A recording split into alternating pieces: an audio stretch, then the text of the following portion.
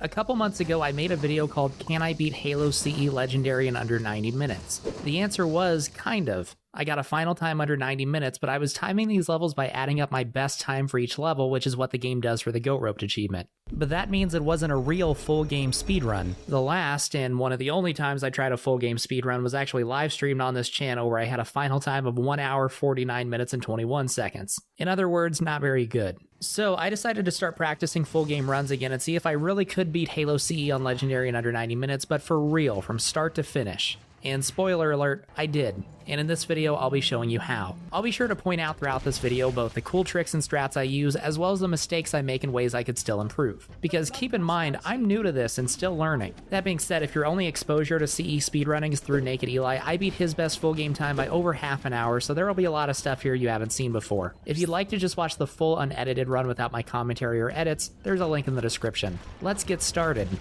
We start, of course, with Pillar of Autumn. There's a couple out of bounds tricks you can do in Pillar of Autumn. One of them is right at the very start, but I don't do those as of yet. I just run classic POA, and by that I just mean I don't go out of bounds at any point. So in this opening section, I'm just trying to run to Captain Keys as fast as I possibly can. When you get to the bridge, you can actually start the cutscene early by going through that door, then walking back, and cutscene. After we skip the cutscene, because cutscenes count towards time, we run out of the bridge as fast as we can, but we actually run too fast so that we don't get the Magnum. It's faster than waiting, you skip a grunt spawn, and we don't really need the Magnum anyway.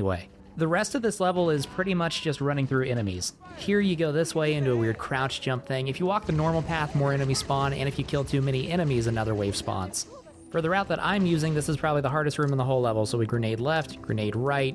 There are 4 elites total in this room, and you want to take out 2 of them with those first 2 grenades. I only got 1, and 99% of the time, if you only get 1, that means you're dead, but I got lucky and just made it through anyway. This room is super tough, and we gotta figure out how to kill all the enemies, or we could just grenade jump past it.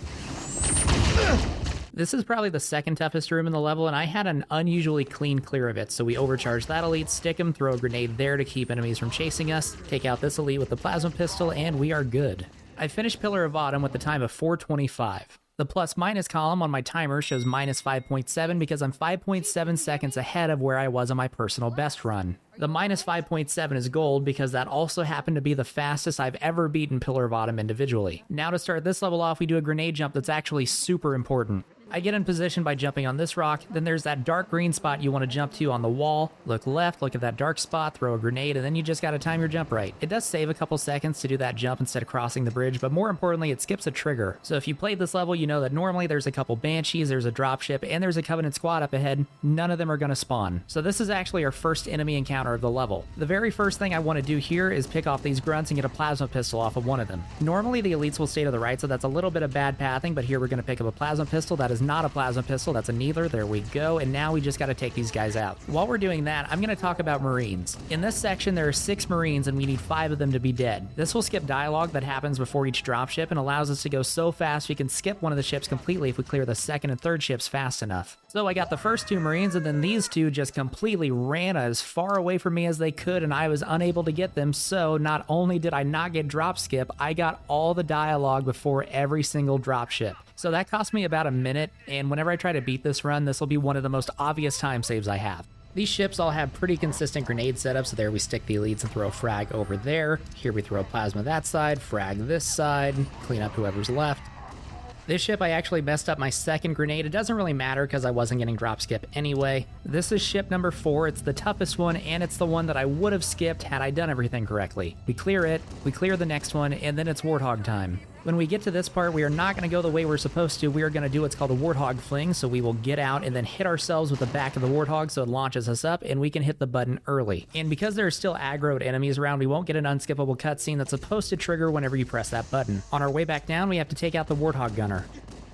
Once we get out of the naturally formed cave, we want to get out by this life pod and grab the sniper rifle, and any frag grenades if you need one. And now we're going to go to the cliff edge. Once we're here, we're going to do another Warthog fling to get ourselves right to the door, just like that. So with these sections, you're supposed to save the Marines, but the way they work is they actually let you fail the objective, so if the Marines are all dead, it just lets you move on to the next section. So instead of saving them, we are just going to come in, grenade them all, and kill them. So look around, make sure they're all dead, and we are good. Next up, we go to the rock slide, and here there are 3 Marines up top that we want to take take out, and a bunch down below. The Covenant will get those, so we just want to worry about the ones up top. We can go ahead and shoot them because they are in combat. You may be watching this and wondering how I'm killing so many Marines without them turning against me. Since they're in combat with the Covenant, when I kill them, grenading them at the previous section doesn't count towards the betrayal counter at all, and shooting them counts, but counts less than usual. For a more detailed explanation, I'll link a video from a runner named Wacky in the description. In this last section, we don't have to kill any Marines, we just need to take out the Covenant as quickly as possible, then another dropship will come in, we clear that, and then we're done. My Halo was not good because I missed drop skip, but my Halo during my PB run was also bad, so I could still gain time.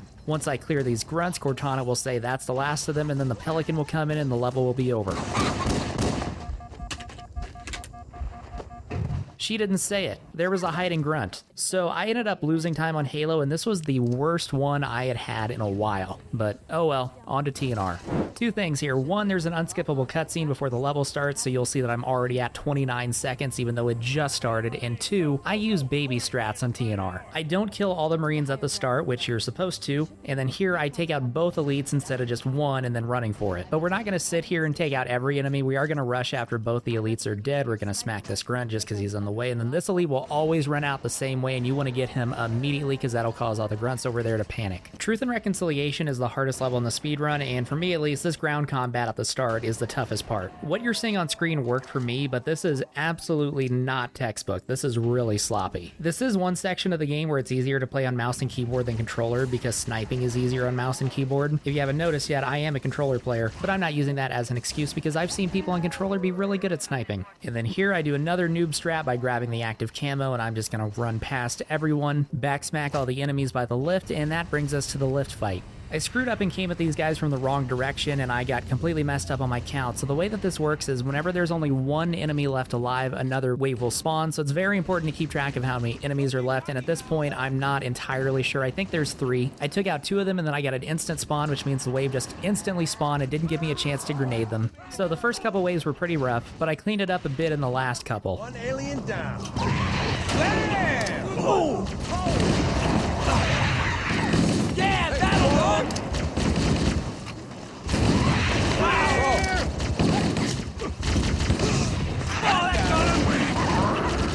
We then take out a couple hunters, and because none of my Marines died during the lift fight, I did not have to wait for Foehammer to drop off more reinforcements, so we just go right into the ship. The Marine that spawns in front of the Wraith will say dialogue that we can go ahead and skip by killing him, and that starts the waves immediately instead of us having to wait for the dialogue. Important to note, there's a trick called belly skip here that involves using the Wraith to get out of bounds, from which you can skip this entire section and a couple other rooms. I do not know how to do that yet, so instead I do the classic wave fight. I'm not going to spend very much time talking about this. There's 10 waves. I know a lot of people get scared of this fight, but after a bit of practice, there's nothing to it. I don't remember the last time I died here. Afterwards, we grab this active camo. There's a couple hunters that spawn, but you actually don't need to fight them. You can run past them down the hall, and then the door will just magically open up. So one of the benefits of belly skip, besides skipping the opening wave fight, is skipping this room known colloquially as the RNG room. To progress, you either have to do another wave fight or get the Covenant to open one of the doors for you. Sometimes a grunt will spawn asleep by a door and you can just run through, but normally you have to manipulate the blue elite into doing it for you. I got a bad spawn and died, so that was a bit of time loss, but second try I got a good spawn, was able to get him to go where I wanted him to, and moved on. And now for the hangar. There's a grenade jump you can do called quad stack, which if you're good at is the one you want to do. I know how to do it, and I've actually posted me doing it before, but I'm not consistent on it at all, and there's a different set of grenade jumps you can do instead that at this point I get basically every time, so I did those instead. Quad stack is another thing that I need to practice more because, like I said, that's the one you want to do. That set of grenade jumps you just saw is known as the triple grenade jump. Now we just need to clear out all of these sections as fast as we can, so I like to come in, snipe these 2 elites, start shooting the grunts. In these hallways, I like to just grenade everything. That is really easy. Take out all the guards outside of Keyes' cell, and get grenades, ammo, and health off of this dead Marine before the cutscene starts. The Keyes escort. Again, I am not the best at this, and this is fine, but it's not exactly what you're supposed to do. Basically, you're just trying to stay far ahead of him because he loves to accidentally shoot you and grenade himself. And if he dies, you reset to the last checkpoint. After we make it to a certain point, I turn around and kill 2 Marines to make Keyes and the surviving Marine hostile. This is because when we make it back to the control room, there's dialogue that's supposed to play, but if your allies are hostile, they won't say it and you'll skip it. Normally, you'd also have to go back to the hangar, but because of the grenade jump we did earlier, the triggers on the hangar are broken and the level just ends there. So even with my reset in the RNG room, that ended up being another gold. which is cool, but that also means my TNR times haven't been very good, and I could improve on that by a lot. Silent Cartographer, as you can see, starts with a 35-second unskippable cutscene that, again, in a full game run counts towards your time. SC really begins with an iconic beach fight that we're going to run the complete opposite direction of so we can get a Warthog. We go to this facility first because it's where the Silent Cartographer is, but of course you're not able to actually get to it yet because when we go in the room below, the door will close too fast. Or it normally would, but not if we do another Warthog fling. We make sure to kill the Gold Elite for his plasma grenades, shoot to skip the shafted cutscene, and then fall to the bottom in such a way that we don't kill ourselves.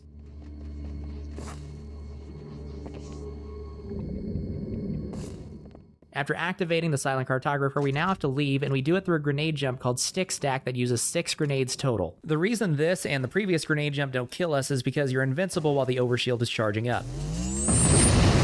I came up just short my first try, but got it my second. There's another grenade jump you can do called the triple grenade jump to get back where we first fell off, but with this jackal here and more coming and me being shaky on it in practice, I decided to just run out the way you're supposed to. Once up, we wait for Bowhammer to come in, and that's the Silent Cartographer, another gold. So going into Assault in the Control Room, my time was 33 minutes and 30 seconds. But if you've played Halo, you know that Assault in the Control Room is one of the longest levels in the whole series, so this will be a really tough one to get through fast. Actually, just kidding. The weather patterns here seem natural, not artificial.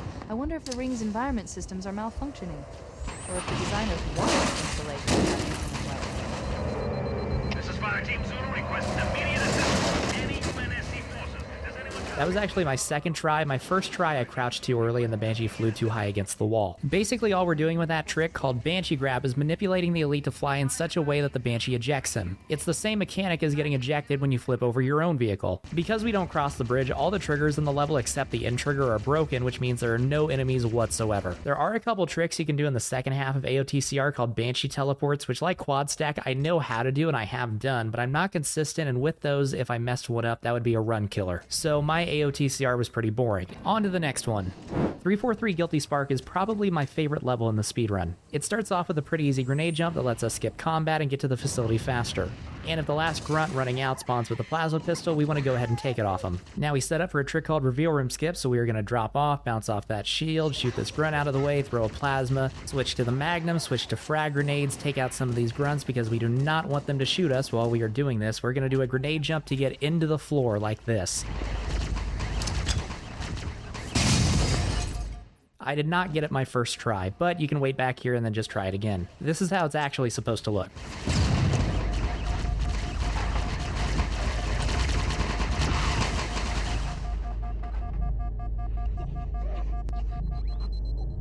And just like that, we're past where the flood shows up. After the second elevator, we do a jump called Camo Jump, which I also messed up on my first try before getting on my second. Then we get to a grenade jump called Subnade. It's the hardest single grenade jump in the whole game because you have to time it pretty much perfect, but I'm actually really good at it now and I rarely mess it up. Okay, well, surely I'll get it my second try. Instead of trying it for a third time, I did a backup strat where you grenade here, and then in the subnade room, you do a camo jump type jump across. This was not a very good Guilty Spark. The ending to this level is pretty easy. You just run out to this structure, and then the ending is tied to the Sentinels dying, so the plasma pistol we got earlier we used to help kill them. I was still green going into library, but less so. I lost 14 seconds. So that's another level I could really improve on when I try to beat this run. And now it's time for the best level in the whole game, the library. This is another one where I don't do the up-to-date strats. Out of all the levels in this game, this is the one where I have the most potential time save. There's a trick called flood bumping in this level, and you can use it to push yourself through the door, starting with the very first door, but I decided not to do it because I still mess it up a lot. I didn't do it in my PB run, and the backup strat I use is still a lot faster than playing normally. If you go the route I did, as you can see, there are no enemies prior to the first door. After the first door, there's a flood who always spawns with a shotgun, and you can do a pretty nifty grenade to get it from him. This level is just a lot of shotgunning flood while running through hallways. There's an overshield hidden that will grab and then grenade jump out of, but I screwed up the grenade jump and instead had to do the walk of shame onward. Thankfully, I wasn't punished too much. Before the elevator, there's a spawn that you can take out with a frag grenade, and that's floor 1 of the library in about 3 minutes. To start floor 2, there's a door that you're supposed to hold out at, but actually if you walk back a bit, no flood will spawn and you can just wait it out. There's a trick called carrier bump to get through this door immediately. However, even if you do it exactly right, it only has a 1 in 7 chance of working. After the door, instead of going how we're supposed to, we can go in this ring on the inside. The next door opens a bit and you're supposed to wait, but we'll just grenade jump through. Please wait here. You can run out of this hallway, but I take it safe because I've never really practiced the risky exit. That's something I need to do. Afterward, there's a rocket flood to take out. We do some more running, and that's floor 2. The third floor starts with this hallway where I cleared everything and got a checkpoint that I didn't mean to get. Usually you would try to delay the checkpoint until right before what's known as dark door. This is because you need the flood on the left to spawn as a reviver, and there's only a 40% chance that he does, otherwise you have to revert or just wait for the door. I got lucky and got the reviver first try and got into the door. Unfortunately, and this was also pretty bad time loss, I had a lot of trouble jumping through the door. It looks wide open, but most of it is solid, and jumping through it is really weird. You have to kind of squeeze yourself through a gap. The flood can attack you through the door, so this moment of brilliance on my part almost cost me the run. Thankfully, I got lucky and made it. If you jump across this the right way, you can actually skip the trigger that spawns these flood. I did not jump across low enough, hence the flood spawned. Here you're supposed to hold out 4 on legendary 90 seconds. Instead, if you want to, you can go to the corner and no one will attack you. There's also a trick called light bump that lets you skip this entirely. That's probably the next trick I'll spend time learning. After the 90-second room, we get a very satisfying grenade, and that's floor 3. At floor 4, you're supposed to grenade jump through here, but I screwed up and had to revert, which cost me about 30 seconds. After successfully grenade jumping, you have another room where you have to wait but can hide in the corner. You then run to the final door, which again you can grenade jump through before it opens all the way and skip a really big fight, and that's the library. Well, almost. There's a 63-second unskippable cutscene to close the level, and again this counts towards your full game time. This did end up being a gold library for me by a little under a second. We'll go ahead and jump to 2 betrayals. TB is, for me, the scariest level in the game. I had 2 runs prior to this that were both on pace for sub 90 minutes that died because I messed up the best trick in the game, Banshee out of level. We'll get to that in a minute. For this room I use a now outdated Garish Goblin strat to get through, but basically what's tricky about it is that if less than 2 Covenant are left, another wave spawns. So we want to take out the elite so we can get through and take out the Sentinel so they don't kill the grunts. With this button we can press it once, wait, and then press it again and no enemies will spawn outside except for 2 jackals and 2 elites. Still relatively intact. We can use them to destroy Halo. We'll grab the Banshee, fly back up so we can hit the button again and progress, fly kinda low to hit triggers, and go to the first phase pulse generator. After the Covenant are dead, we fly the Banshee inside, and there are 2 places to set this up. I park the Banshee here because this is the side I'm more comfortable with. It's easier, but it is slower and it's more dangerous when exiting. So after running into the generator, a few Sentinels spawn where the Banshee is, and sometimes under it. My Banshee had red health, so if I ran one over and it blew up, that would insta-kill me. So my first strategy for exiting was to throw a plasma to blow any stuck under up, and I ended up killing myself. Well done. I tried to YOLO my second attempt at exit, and the Sentinel shot me and blew me up. So for the third, I moved the Banshee over and then exited with no problems. After the door was shut, I moved the Banshee back. So now we walk out, throw a grenade to delay a checkpoint, and hop in this Banshee and move it by the door. We go back to the inside Banshee and line up against part of the wall, then look straight up and launch ourselves out of bounds. This is really tricky platforming. For me, this is the hardest part of the entire trick. But hey, we made it to the Banshee and we can now jump in. Or not. After doing everything a second time, I was now at a Banshee that was flying out of bounds. If you haven't seen this before, this lets us fly through whatever part of the level we want. Unfortunately, on 2 betrayals, we can't just fly straight to the end. We have to hit every trigger in the level prior to the very last section, or else the end trigger won't work. So in this out of bounds state, you're flying through those triggers. I take it really slow because if you miss any, you don't know which one you missed and you have to restart, and I'm still not confident in my ability to hit them. After you've hit the first set of triggers, you have to load in parts of the map while keeping the Banshee out of bounds. This is where I've screwed up in the past and either dropped the Banshee out of bounds or loaded it back in and killed my runs. Fast forward a bit, we can fly through the second phase pulse generator in the Banshee, and I come back in bounds afterward. This isn't the current path. On the current path, you wouldn't come back in bounds until after the broken door. And just to be clear, if you've been paying attention to the timer, there was a lot there that I just cut out. So again, if you want to see the unedited version where you can see everything I'm doing, there's a link in the description.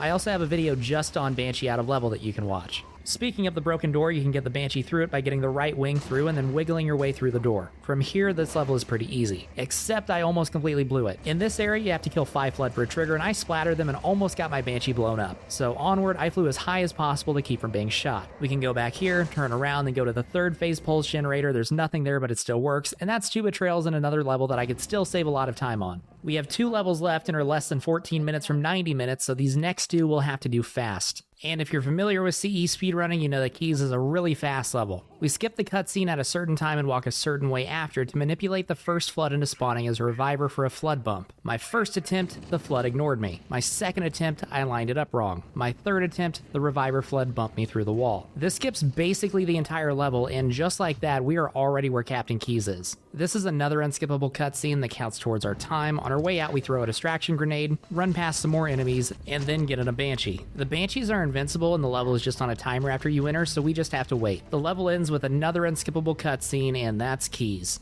So in my previous personal best, I was on pace to get under 90 minutes going into the Maw. I ended up with a time of 1:34:40 because I had the worst choke of my life, and the Maw took me 13 and a half minutes. For comparison, my time in my video I made just on the Maw was 7:39. Going into the Maw this time, I had 9.5 minutes to spare, so I knew that I just needed to not mess up. So here before the door bump out of bounds, I waited for a checkpoint because if I were to fall out of the map or load back in at this point, I would have to restart the mission entirely, which happened to me a couple times in my last run. This trick, by the way, I'm platforming out of bounds on top of the ceiling. Most of the ceiling is open and you'll fall right through, so you're going to specific spots and areas. Once I got here, which is about the halfway point, I waited for a checkpoint because you'll get one out of bounds if you stop and wait for it. Also worth noting, because I'm on controller and not mouse and keyboard, there's extra platforming I have to do, whereas on mouse and keyboard, there's a teleport you can do. It ends up being about a 10-second difference. Once we get done with the platforming, we come back in bounds and grab an overshield. This is after the bridge cutscene, after the cryo room. That skips a large portion of the level. That was one of the hardest things I had to learn for this entire game. When we get to what's called Hunter Hallway, I take a safe route and go through the side, whereas the record runners just plow through the middle. And then we go to the armory and grab rockets. In the reactor room, I do a rocket jump because I had most of my overshield left, and then I messed up jumping on the barrels. That really hurts because timing is everything in this section, and that would mean I'd have to wait for this vent instead of being able to get it right away. The two on the other side I was able to get at the same time, thankfully. That's all 4 reactors, so now we head to the elevator. I do a really cringy strat that involves jumping over the fuel rod grunts. You don't want to kill them immediately because the spec op elites drop a ton of plasma grenades and the grunts' fuel rod guns explode after you kill them, and they'd cause a chain reaction. But after the elevator starts moving, everything falls below and you're safe. Then we get to the Warthog run. I am not very good on the Warthog. Honestly, not much for me to talk about. I can't really give advice for the Warthog run because I don't flip or anything, but by speedrunning standards, this is honestly really slow. There is a trick we do shortly following Fohammer's death.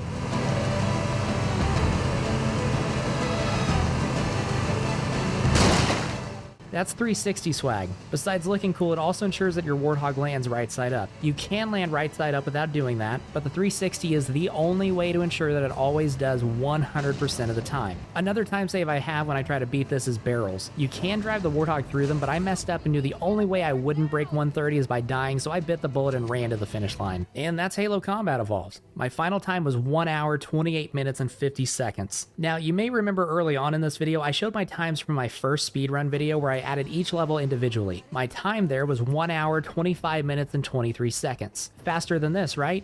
It's false. No way. Not this time. No. Pure fiction. When counting individual levels, through the MCC timer at least, none of the cutscenes are counted. So just in unskippable cutscenes, another 4 minutes and 3 seconds is added to my full game time that wasn't added to my IL time. So had I been timing this how I was in that other video, my time would be 1 hour, 24 minutes, and 47 seconds. That means this full game run, where I made mistakes and didn't do everything perfect, was faster than my best individual level runs from 3 months ago when I uploaded that video. So I've made progress. I'm going to keep practicing and try to top this time as well. Like I said, there's a lot of room for improvement using these strats, and then there's a lot more for me to learn. I am planning on live streaming future attempts. But in the meantime, if you like challenge videos, click this video on screen to see if I can beat Halo C on Legendary without firing a single shot, and I will catch you next time.